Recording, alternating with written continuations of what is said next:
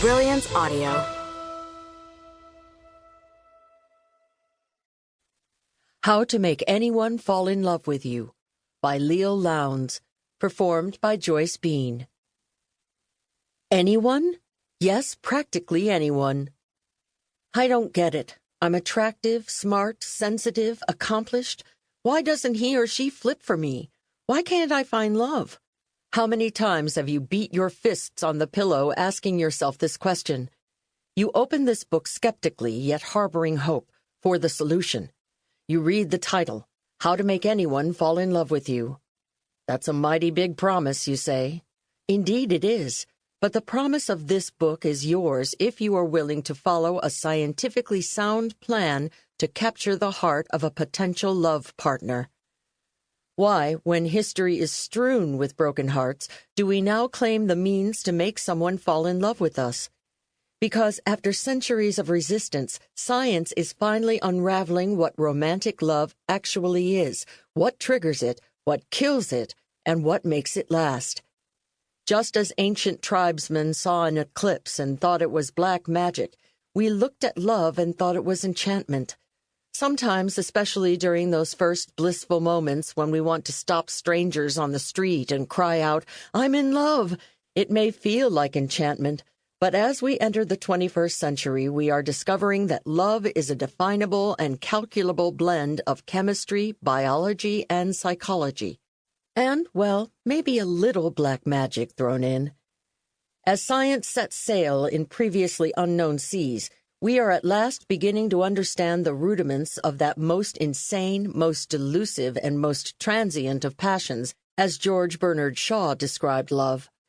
And what makes people want to stay in that excited, abnormal, and exhausting condition continuously until death do them part?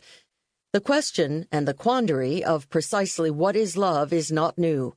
It is one that has been given serious consideration throughout the ages by cerebral heavyweights like Plato, Sigmund Freud, and Charlie Brown. In the darkened Broadway theater in 1950, the audiences of South Pacific were in total harmony with Ezio Pinza when he pondered, "Who can explain it? Who can tell you why? Fools give you reasons, wise men never try." Well, recently, many wise men and women have tried and succeeded. Don't blame Rodgers and Hammerstein. When they were composing romantic musicals, the scientific community was as perplexed about love as Nelly and Emile de Becq singing their bewilderment about some enchanted evening. Science discovers sex. Long before Sigmund Freud tackled the subject, analytical scientific minds agreed that love was basic to the human experience, but their rational brains also deemed that evaluating, classifying, and defining romantic love was impossible, and therefore a waste of time and money.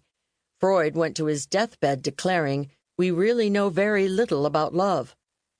His dying words remained the scientific doctrine, at least until the early 1970s, when a pioneer-spirited band of social psychologists took up the scientists' constant cries of why and how.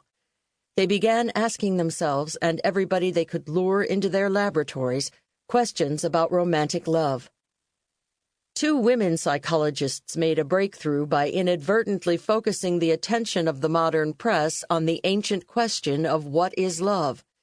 Ellen Burscheid, Ph.D., with a colleague, Elaine Hatfield, managed to wangle an $84,000 federal grant to study romantic love. Burscheid convinced the National Science Foundation to open its coffers by declaring, "We already understand the mating habits of the stickleback fish.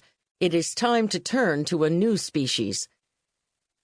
Burscheid's study, like others before, might have gone unnoticed and unpublished, except for a dozen or so pages in an obscure professional journal.